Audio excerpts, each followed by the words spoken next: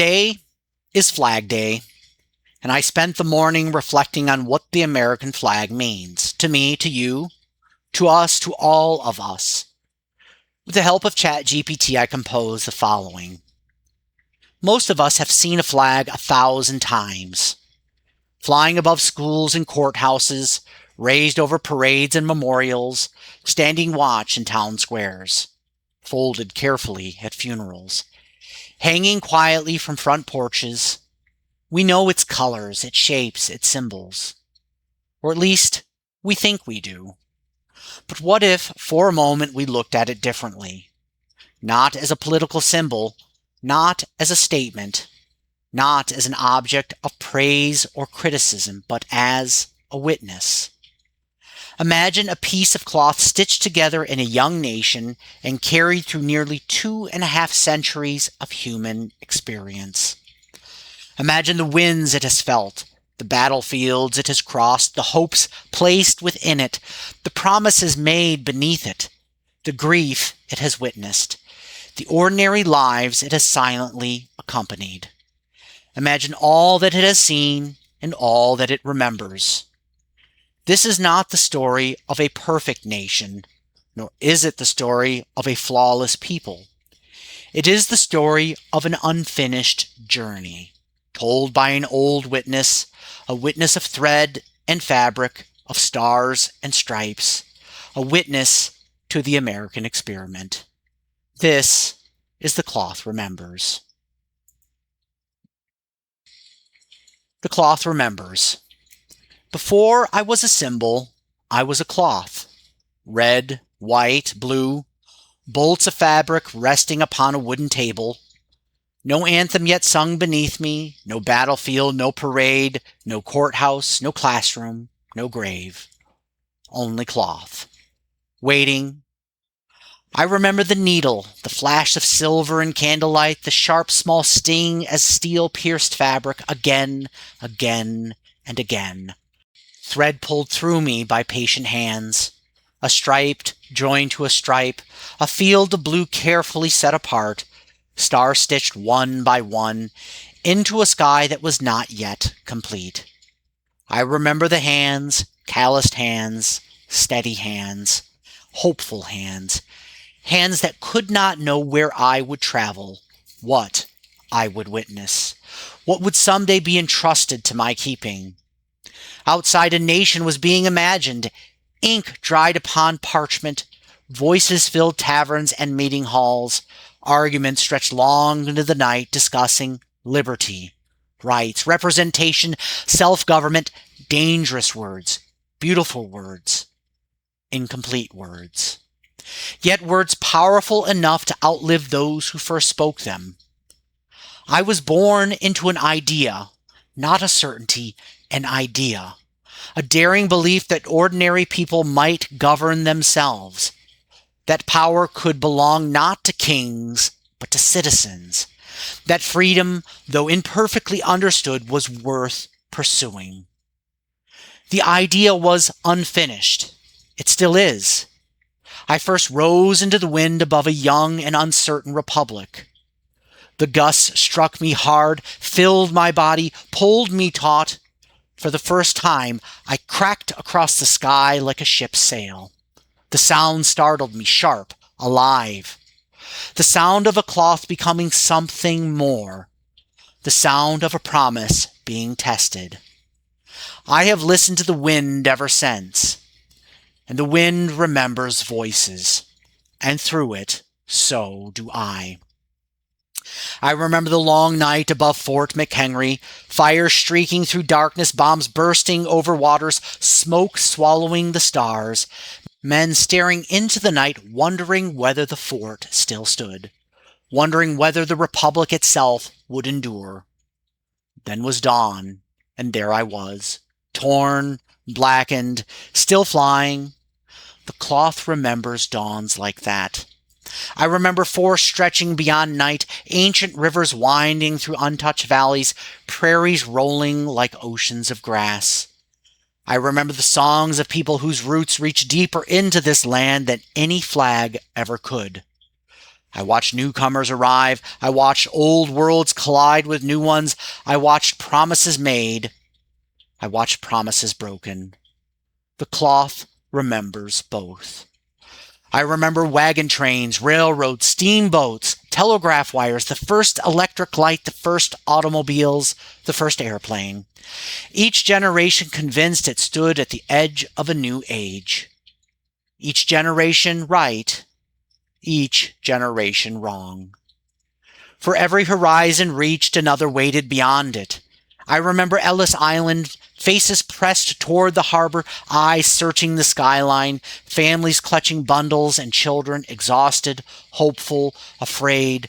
The old world behind them, the new world uncertain. I was often among the first few things they saw. Not home, not yet, but possibility. The cloth remembers possibility. I remember plantations, chains, auction blocks, families separated, human beings treated as property. Do not ask me to forget. I cannot. A witness does not choose its memories. It remembers whispered prayers, acts of courage, voices declaring that no person belongs to another. I watched those voices grow. I watched them become a movement. I watched them become a reckoning. And then I remember Gettysburg. The smoke, the mud, the thunder of artillery, the endless rows of dead, brother against brother, a nation asking whether it could survive itself. I flew above victory. I flew above grief. The cloth remembers neither without the other. I remember being carried forward, a flag bearer falling, another lifting the staff, then another, hands changing, the burden remaining. The cloth survives because someone chooses to carry it. That has always been true. I remember bullets, real bullets, tearing through stars, ripping through stripes, leaving ragged holes where ideals met reality. Yet even then, someone reached down and raised me again. Not because cloth matters, but because meaning does. I crossed oceans. I flew above trenches, convoys, destroyers, landing craft. I remember young faces, farm boys, factory workers, teachers, mechanics, people who had never traveled far from home, finding themselves in places they could hardly pronounce. I remember a mountain called Suribachi, volcanic stone, exhausted men, a flag lifted against a hostile sky, not a declaration of perfection, only a declaration of endurance. We are still here. The cloth remembers endurance. I remember schoolhouse doors, children walking through hatred, marshal standing watch, crowd shouting. I remember bridges crossed, songs sung, hands joined. I remember those who marched, not because America had fulfilled its promise, but because they believed it could. The cloth remembers that faith. I remember a rocket rising into the heavens, fire beneath it, the earth falling away, and later another world. A flag planted in lunar dust. Imagine that. A species once frightened by darkness walked upon the moon. The cloth remembers wonder. History is not only war. Most of what I remember is life. Baseball diamonds at dusk, county fairs, church suppers, front porches, graduation ceremonies, children reciting words they barely understood, teachers hanging me above chalkboards, firefighters raising me at sunrise, veterans lowering me at sunset, ordinary days, ordinary people, the true architects of every nation. The cloth remembers them most of all. I remember a clear September morning, blue sky, sunlight, then smoke, ash drifting through city streets, sirens, fear, courage, strangers helping strangers, flags appearing in windows, on fire trucks, above piles of rubble. Not because grief needed a symbol, because people did. The cloth remembers sorrow. I know the language of mourning. I have flown at half-staff. I have stood watch over memorials. I have adorned graves.